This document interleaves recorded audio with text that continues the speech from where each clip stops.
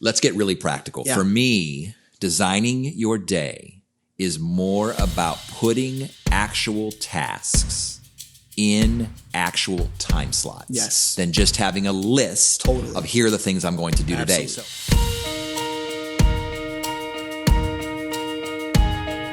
Hello, everyone, and welcome to 3 Words, a bite-sized podcast about the simple and yet very strategic choices that all of us can make in order to become the very best versions of ourselves. My name is Dr. Michael Brown. I'm the host of 3 Words, and I'm here today with a familiar podcast guest, none other than Casey Greenawalt.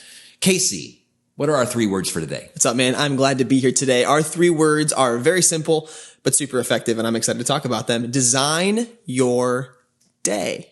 Several months ago, we did a podcast together. Yeah. Schedule your priorities. Yeah. Yep. Today, in many ways, is a follow-up and even a narrowing of that conversation. Design your day. In fact, just this past Sunday, I got really serious about this idea. Not just designing my day, but designing my week. Mm-hmm. But then I continually design every day in light of the week. So I love this notion that the more I'm intentional about my schedule, the more fun and spontaneity is actually possible. 100%. And I think so often we think that if we live too structured of lives, then our lives are going to be boring and they're going to be mundane and they're going to be a drag. But friend, that's why I like this idea. And in fact, part of it is packaging. When you say schedule your priorities, people go, well, I know. Of course, that's a good choice to make. Yeah. But when you say design your day, there's creativity. I was going to say that sounds a little more fun, doesn't it? And it is fun because there's creativity, there's vision. It's like, how do I design the perfect day that brings about the greatest effectiveness in my life and the greatest energy? It's energy plus effectiveness. Totally. I think when I think about this, I first think back to like, when did I first start to have responsibilities so that designing my day actually started to become something I needed to do? I reflect back to high school and how your responsibilities are almost handed to you and your schedule and your day is almost handed to you in a lot of ways. Yeah. And so you have things that are naturally pulling you into class, practices, clubs, whatever it may be. And so for me, that was always my experience. So I never had to be intentional with designing my day because it was already designed for me. And then I got to college. And one of the pieces of advice you always give to people going into college that I wish I would have had myself was treat college like a job. Work at 9 to 5, which is great advice for anybody entering into college. And I did not take that advice. I was not designing my day when I was in college. I was waking up whenever, I was eating whatever, whenever, going to class around when it started, leaving, like when does my next class start again? Just kind of, walking through the union. And I felt the consequences of that, but I also quickly started to just feel bad. Like you don't feel good when you don't know what's coming up next. It's not a good feeling to leave something and go, oh, what am I doing now? And so I think you said the word earlier, intentionality is just so important.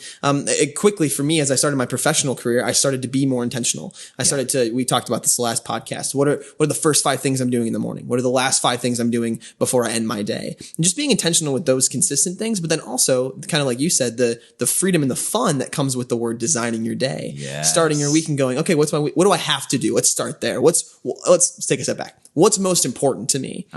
What's most important to me this week? My job, my family, my friends, whatever it may be. Schedule those things in. And then you're going to find you still have time. I think a lot of people often say, I don't have time for that. I don't have time for this. I don't think people actually know whether they have time for something because I don't think they actually write it out. I think they just assume they have things in the calendar that are taking up their time.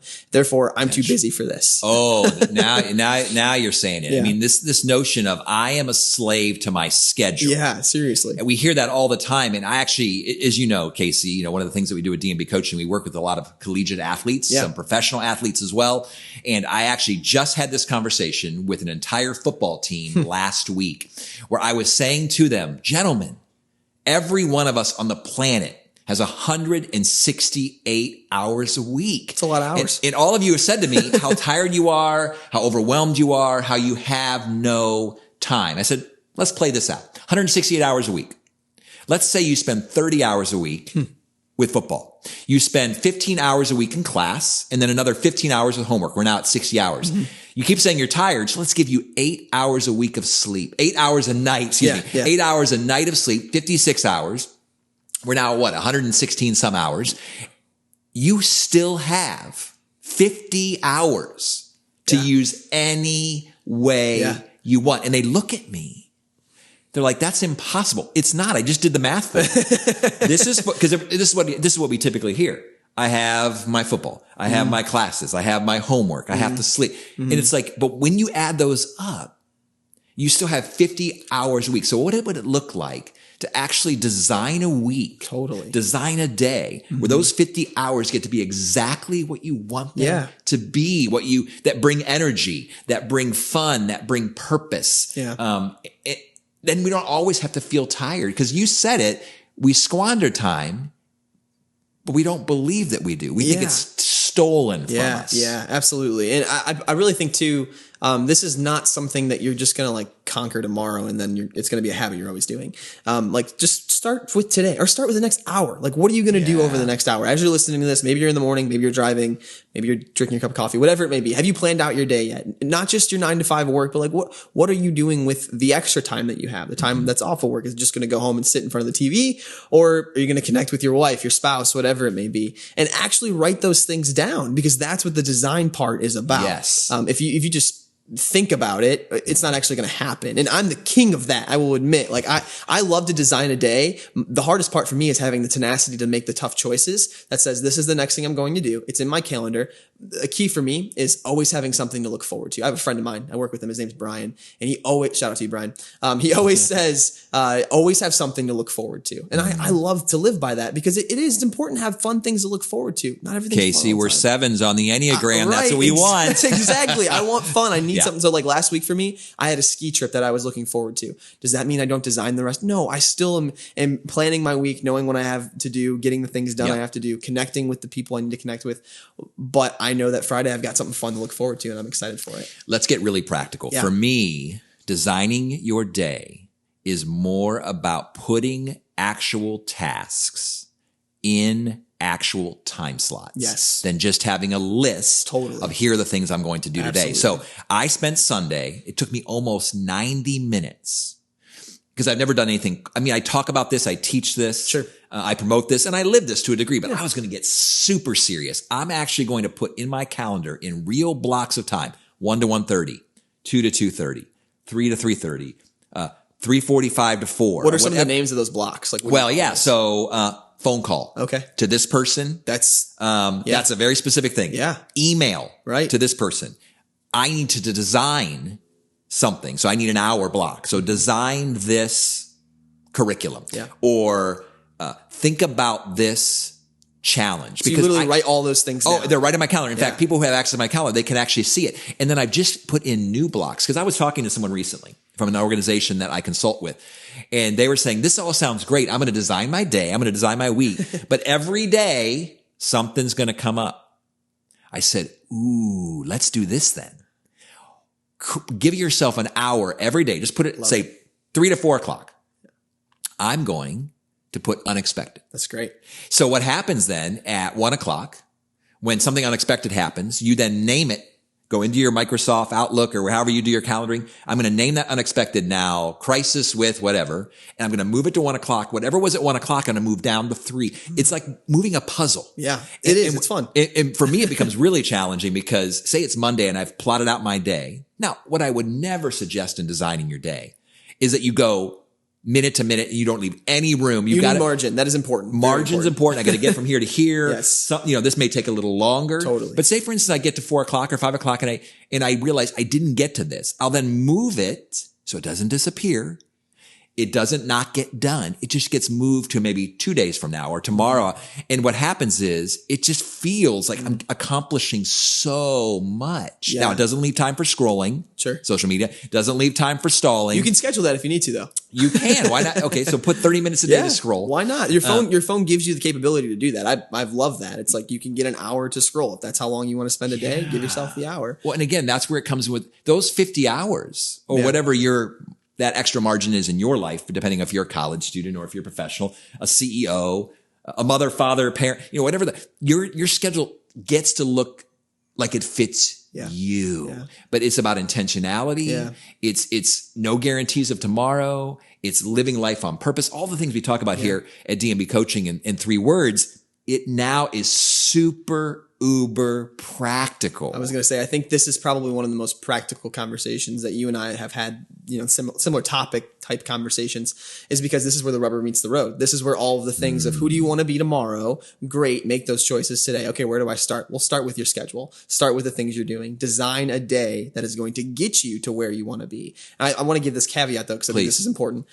You have to give yourself grace in the midst of this. It is important to realize that things do come up, that tragedies happen. We're in the midst of a pandemic, death and losing jobs and things happen, and you have to be flexible. You have to give yourself grace. But when you recognize that you still are enough, even though you didn't do exactly what you made to do or you meant to do, you can still start tomorrow. You can still start that schedule. You can still, okay, tomorrow's a new day. I'm going to start over and I'm going to get what I need to get done. And I'm going to schedule intentionally and design intentionally the things that are the most important to me. And so even if you only do that 2 days a week, sure. Yeah. you at least accomplish more than you could have ever imagined. So take those 2 days, design. I love how you said it, because I'm all about now design a week. Yeah. Design a month, right? Which is great. It's great to do. But I think if you just say, let's test it. Why not before you go to bed tonight, decide, when am I going to get up tomorrow? What am I going to do for the first 30 minutes? What am I going to do at 9 o'clock, 10 o'clock? You know what? I'm going to sleep till this time. I'm going to eat lunch here. I'm going to work out here. I'm going to make this phone call here. Ooh, I have this, test assignment. Again, college student project. If you're, a project manager, I'm going to begin putting things into chunks. It's just a learning process. There's no science to it. No. But the science, there is something that for sure must happen. In that whatever you decide to do, put it at a real day, a real time frame. Because if you don't, if you're like, today I need to get done, that's when we get done so little. 100%. Because we just keep pushing it off and pushing it off and pushing it off. And what this allows us to do, and again, this is where I think it's very energizing for people who maybe are wired differently from each other and say, you know what? I'm actually going to have fun designing a week that I like. Yeah, it's empowering. That I want. That I will enjoy. Totally. That includes, because you'll know yourself, right? So one of the things that's very practical, if we can keep talking practicalities, is I also then want to take those things that I don't like, the tasks that I don't want to do, and I make sure I put them in chunks and that I put them in times of my day when I'm most creative, most energized, most awake. And you have to figure that out. That takes time to figure out. Yes. And again, you have nothing but time. Sure. I have some of the coaching calls that I've had. That was a very consistent conversation with some clients. It was like, how do I know when the best time to do this is? I hate this activity. Great. Find the time you're most awake, most attentive, feel like you have the most energy, and that can be the time you get those things done. Because if you do it at 4 o'clock when you're exhausted, or when right when you get to work and you're not awake and ready to go yet, it's going to be even more miserable than it was before. But when you empower yourself to design your day and you're intentional with it, it takes time to figure out when those chunks of time are. But when you do, like for me, my professional life, I've found my sweet spots. I know when I'm most creative. I know when I need to knock out admin tasks. I know when I need to make some phone calls and do some cold calls and send emails and all that kind of stuff. And how old are you, Casey? I'm 26, but I don't have it figured out. I don't have it figured out. But the reason I share that is you have begun to figure it out at 26. And so what's happening typically, and this is what's so very sad, is a lot of folks who reach out to me who are in their 50s and 60s, who they will confess to me, I've wasted 30 years of my life. I've lived life unintentionally. I have squandered my days, always thinking that I'm guaranteed tomorrow, and that they have not really designed their weeks, their days. They've not been intentional, and they've just been basically running on fumes for the first several years of their lives. So now we obviously can turn the corner. It's harder. It's more challenging, but I feel like, and that's what I would want to say even to our listeners and viewers today. You have a 26-year-old here. You have a 52-year-old here. Regardless of where you are in your seasons of life, why would you not want to live life on purpose? Why would you not want to be intentional? Are you tired of feeling overwhelmed? Are you tired of feeling like you're in a rat race? Do you always feel like you're behind and not quite accomplishing the things you want? This isn't rocket science. I want to encourage you, whenever you're listening to this, whenever you're watching this, to actually design tomorrow. That's it. That's the encouragement. That's the challenge. That's the next step. Just design in advance tomorrow. And even include maybe what you want to eat. Maybe include when you're going to go to bed and when you're going to get up, who you're going to call, what you're going to do for fun, like how you're going to fuel yourself, plus getting your responsibilities done. Yeah. Just tomorrow. So Casey and I would encourage you. That is our challenge today. As you listen to this podcast, design your next day. For life coaching, consulting services, or to hire a keynote speaker, please visit dmbcoaching.com.